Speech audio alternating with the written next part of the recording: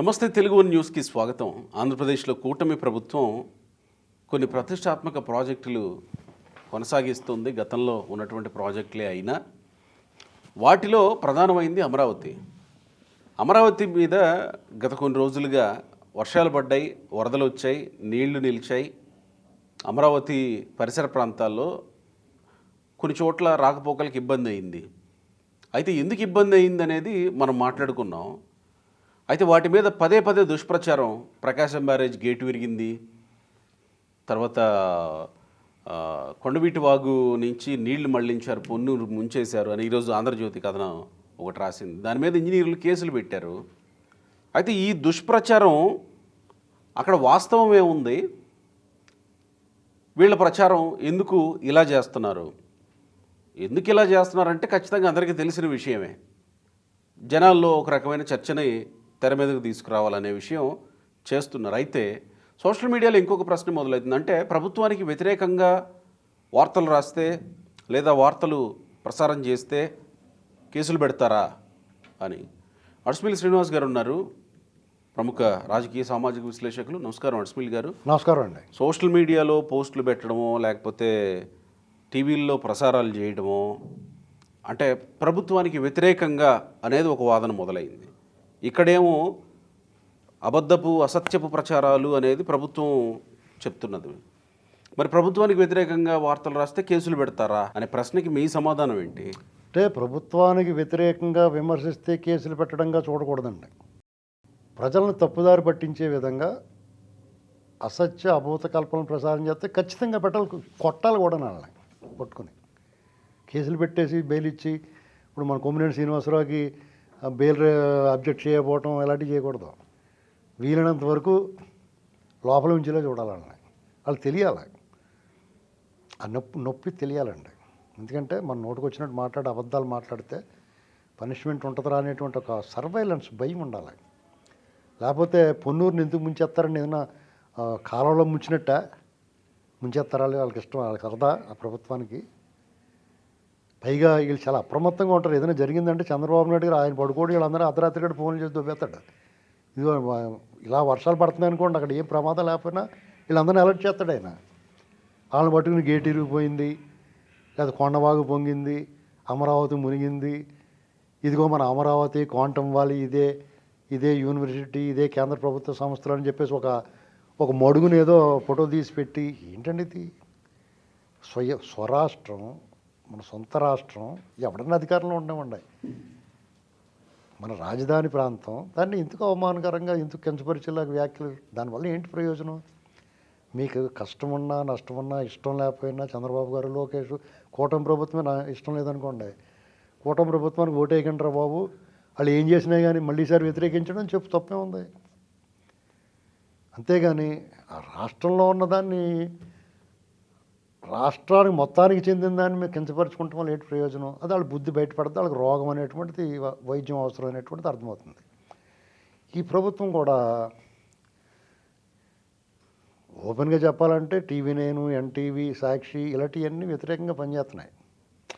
మొన్న ఎలక్షన్లప్పుడు కూడా బాబో రిగ్గింగ్ చేశారు, వీళ్ళు ఇంట్లో సొమ్ము దొబ్బేసినట్టు మాట్లాడారు. వాళ్ళు లవలవలాడిపోయారు.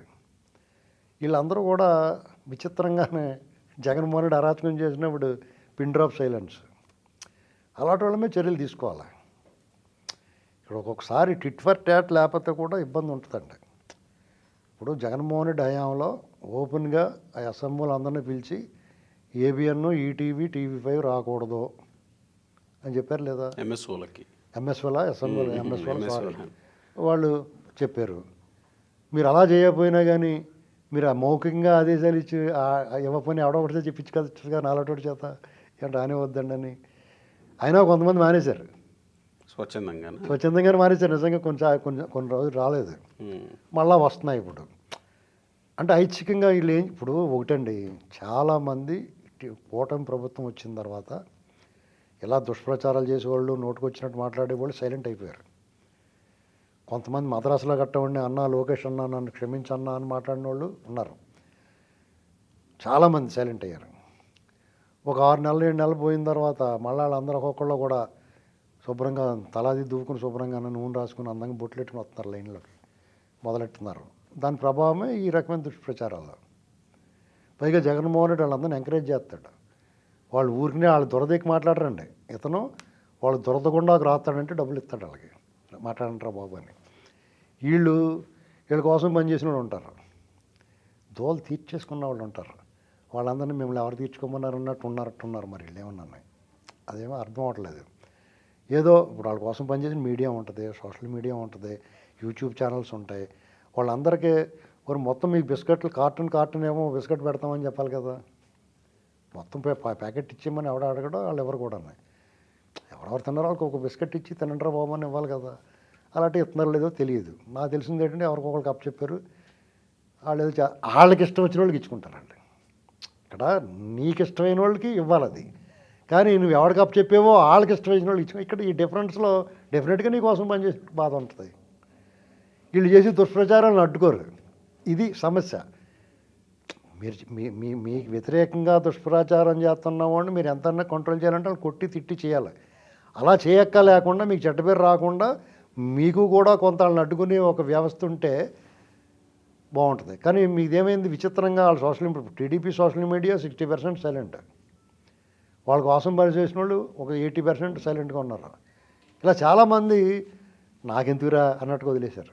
కారణం ఏంటో అన్వేషించాలి. అన్వేషించి వాళ్ళకి మీరు పలకరిస్తే సంతోషపడతారా, ఏదైనా పొట్లం ఇస్తే సంతోషపడతారా, లేకపోతే ఏదైనా పదవి ఇస్తే సంతోషపడతారా అనేటువంటి లోకల్గా ఉన్న ఎమ్మెల్యేలను వాళ్ళని రెడీ చేసి వారు బాబు మన కోసం పనిచేసిన వాళ్ళు ఐడెంటిఫై చేసి వాళ్ళకి ఏదో దారి చూపించంటారు బాబు అని చెప్పాలి. ఇప్పుడు లోకల్గా ఉంటారు క్యాడర్, వాళ్ళు ఏంటి మన పార్టీ అధికారంలోకి వచ్చిన తర్వాత మనకే 4 ఏళ్ళు నోట్లోకి వెళ్తాయి అని కొంతమంది ఆశిస్తారు. కొంతమంది ఏం ఆశించకుండా పనిచేసే వాళ్ళు ఉంటారు. కొంతమంది చిన్న పెద్ద వర్కులు, లేకపోతే కొంతమంది పెత్తనం ఉంటే చాలనుకుంటారు. ఇలాంటివన్నీ వాళ్ళకి ఏం కావాలో మన మనసులో దూరి చేస్తాను. ఎవరి కోసం చేస్తారు మీరు చేసి తీరాలా. వాళ్ళకి ఏం కావాలో మాకు కలగంటామంటే కల కనాలా. ఎవరి కోసం కంటారు? మీకు ఈ హోదా ఇది ఐశ్వర్యము అన్నీ వచ్చిన తర్వాత అందలం ఎక్కాడమ్మా అందకుండా పోయాడమ్మా అన్నట్టు ఉండకూడదు. అందలం ఎక్కిన అందిలా ఉండాలి. వాళ్ళే సస్టైన్ అవుతారు రాజకీయాల్లో. మాకెందుకులే సస్టైన్ అవ్వటం, ఒక్కరోజు రాజు ఏక్ దిన్కా సుల్తాన్ అన్నట్టు ఒకసారి ఎమ్మెల్యే అయితే చాలు, మాకు కావాల్సినంత ఎంత కొట్టేస్తాం మేము, మా పని బాగానే ఉంటుంది, మాకు ఏ పార్టీతోటి జనాలతోటి సంబంధం లేదు, ఏదో పార్టీలో చేరతాం అనుకుంటే దానికి ఎవడేం చేయలేడు. ఆ పరిస్థితి నడుస్తుంది ఇప్పుడు. కాబట్టి దుష్ప్రచారం చేసిన వాళ్ళు ఇప్పుడు అధికారులు స్పందించారు. వాళ్ళ మీద స్పందించాం, వాళ్ళ మీద చర్యలు ఉంటాయంటాం కాదు, చర్యలు ఉంటాయని మాటలు కాదు చేతలు కనపడాలి. అనేక మంది మాట్లాడుతున్నారు. ఇంకా చాలా దారుణంగా ఇప్పుడు ఇక్కడ ఒక హిడెన్ ఎజెండా నడుస్తూ ఉంటుందండి. టీడీపీ వాళ్ళు గమనించారో లేదో తెలియదు, కానీ టీడీపీ మీద ఎప్పుడు చేసినా ప్రీ ప్లాన్డ్గా చాలా జాగ్రత్తగా పగడ్బందీగా జరుగుద్ది. ఇప్పుడు రాజశేఖర రెడ్డిని వాళ్ళు ప్రాజెక్ట్ చేసుకుంటారు, ఒక పెద్ద మంచి పర్సనాలిటీ అన్నట్టుగా. దానికోసం ఎన్టీఆర్ గారిని డిగ్నేట్ చేస్తారు. ఎందుకంటే ఎన్టీఆర్ని రాజశేఖర రెడ్డి గారిని కలిపేయడానికి ఒకేలా చూపించడానికి ప్లాన్ చేస్తారు. అందులో ఎన్టీఆర్ బజ్జీలు తిన్నాడో ఇవన్నీ తిన్నాడో అని చెప్పేసి ఆ మధ్యన చూడండి. అలా మాట్లాడినోడు ఎవడైనా సరే మీరు కొంచెం శ్రద్ధ తీసుకుని ఎప్పుడు తిన్నాడో నువ్వు ఎప్పుడు చూసారో అని పెడేలు మళ్ళీ లాగి అడగండి. దారిలోకి వస్తారు, దెబ్బకి దారిలోకి వస్తారు. ఎందుకు రారు? మళ్ళీ మాట్లాడతారా? వాళ్ళ పక్కింట్లో కూర్చొని చూసినట్టు తిన్నాడో తిరిగాడు, శుభ్రంగా కసరత్తులు చేసాడు, అరిగించుకున్నాడు. వీళ్ళకేమో శుభ్రంగా 2 పూటలు భోజనం చేస్తాం, ఒక టిఫిన్ చేసి 2వ టిఫిన్ తింటాం కెక్కరమంటారు వీళ్ళు. ఆ జనరేషన్కి ఈ జనరేషన్కి తేడా లేదండి. నువ్వు ఎన్ని మామిడి పళ్ళు తింటావు రోజు చెప్పు? మీరు రోజుకి ఎన్ని మామిడి పళ్ళు తింటావు చెప్పు? నేను 20 తింటాను. నేను 20 తింటాను. మా జనరేషన్ మీ జనరేషన్కి డిఫరెన్స్ ఉంది. మేము అరాయించుకోగలం. కింద నుంచి గొట్టాలు వదిలేసినా కానీ తింటాం. మళ్ళీ మాకు ప్రమాదం ఉండదు, డీహైడ్రేషన్ రాదు. మీకైతే మీరు మంచం ఎక్కేస్తారా బాబోయ్. కాబట్టి ఆ జనరేషన్ వేరు, ఈ జనరేషన్ వేరు. అది దాన్ని కించపరచడానికి ప్రయోగిస్తూ ఉంటారు ఒక క్యారెక్టర్ని. ఈ ఇంకో పక్కేమో వెబ్ సిరీస్లో అవి తీసి రాజశేఖర రెడ్డి పంచి బలే కట్టుకున్నాడు, వెనకాల గోసి బలే దోపిడని చెప్తూ ఉంటారు. ఏంటంటే ఇది గమనించుకోవాలి వాళ్ళు. ఏదో జరుగుతుందిరా కుట్రని అన్ని రకాలుగా కూడా. వాళ్ళకే డైరెక్టర్లు ఉంటారు, వాళ్ళకి సినిమా ఫీల్డ్తో సంబంధాలు ఉంటాయి. వాళ్ళు కూడా కొంత ఎదటువంటి విమర్శించకపోయినా కొంత పాజిటివ్గా ఉన్న సినిమాలు తీయించుకోవాలి కొద్దిగా. అనేక అంశాలండి పార్టీ మీద బురద. మేము చాలా బాగా పెన్షన్లు ఇచ్చాము, చాలా బాగా అభివృద్ధి చేసామంటే ఈ రెండే గెలిపించవు ఎప్పుడు కూడా. ప్రజల మనోభావాలు, మనసులు, వాళ్ళ ఆలోచన డైనమిక్ ఎప్పటికప్పుడు మారుతూ ఉంటుంది. చాలా చిన్న విషయం, జూనియర్ ఎన్టీఆర్ గారు అతను దగ్గుబాటి అనంతపురం ఎమ్మెల్యే ఎలా మారిపోయింది చూడండి, చిరాగ్గానే. అది వాళ్ళతో సమస్యపోద్ది, కానీ డిస్టర్బెన్స్ కదా. మీ సమయాన్నంతా వీళ్ళ మీద దృష్టి పెట్టి మీరు జాగ్రత్తగా ఉండండి ఎమ్మెల్యేలని చెప్పుకునే అంత అవసరం ఏమొచ్చింది? ఫేక్ ప్రచారాలు పట్టు. ఇప్పుడు మహిళలు ఫ్రీ బస్ సర్వీస్ ఉంది, బ్రహ్మాండంగా ఉంది అది. అంతకన్నా ఏంటండి ఎవరికన్నా?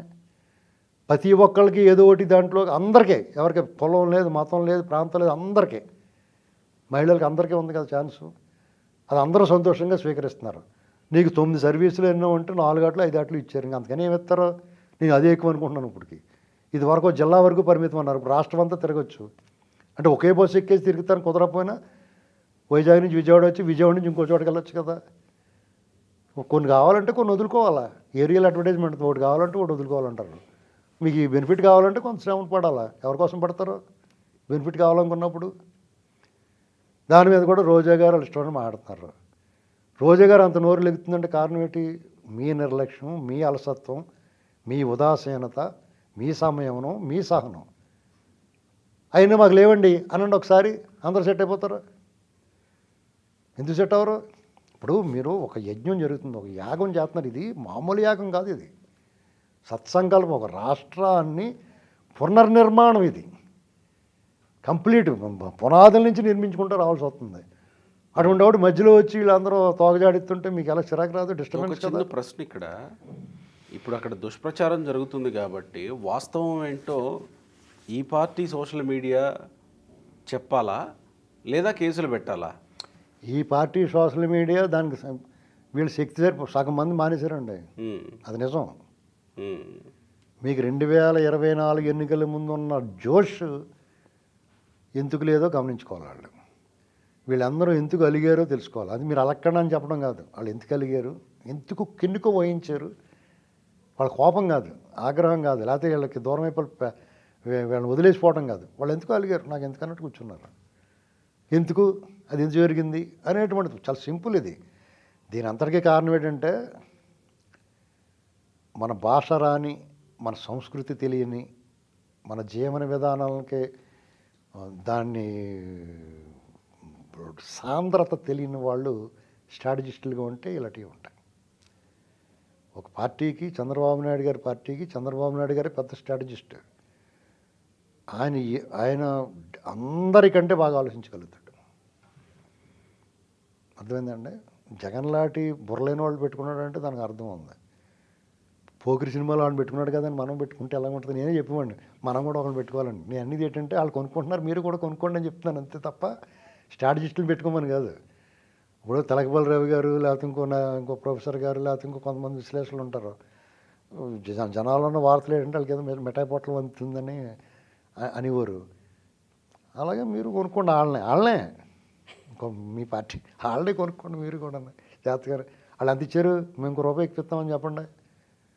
అలా అమ్ముడు పోయే వాళ్ళు డెఫినెట్గా మీ పని కూడా మాట్లాడతారు. ఇప్పుడు ఒక ఆయన ఉన్నాడు, అలా రోజులో సగ భాగంగా 2గా చీల్చి ఒక తూకం 1 గ్రాము కూడా అటు ఇటు లేకుండా చంద్రబాబు గారు దార్శనికుడు, లోకేష్ సూపర్ అని చెప్తాడు టపాల్మని.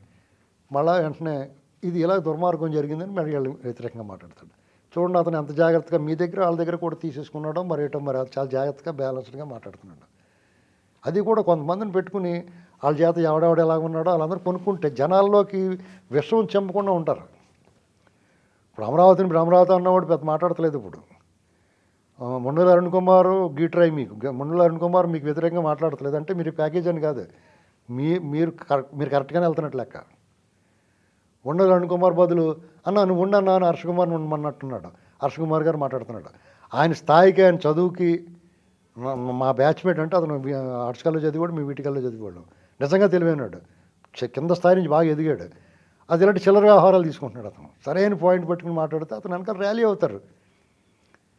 అటువంటి వాళ్ళు మీరు లైన్లో పెట్టుకోవాలి జాగ్రత్తగానే. ఏంటండి వాళ్ళకి ఏ కోరికలు ఉంటాయి కదా, అయితే తీర్చాలా. అదే నేను అంటుంది, సోషల్ మీడియాగా తిప్పికొట్టాలా ప్రచారాన్ని, కేసులు పెట్టాలా? సోషల్ మీడియాగా తిప్పికొట్టాలి, ఎమ్మెల్యేలు తిప్పికొట్టాలి, ప్రభుత్వం కఠిన చర్యలు కూడా ఉండాలి. ముప్పేట దాడంటే అలా చేయాలి, ఉక్కిరి బిక్కిరి అవ్వాలంటే. Right sir, thank you.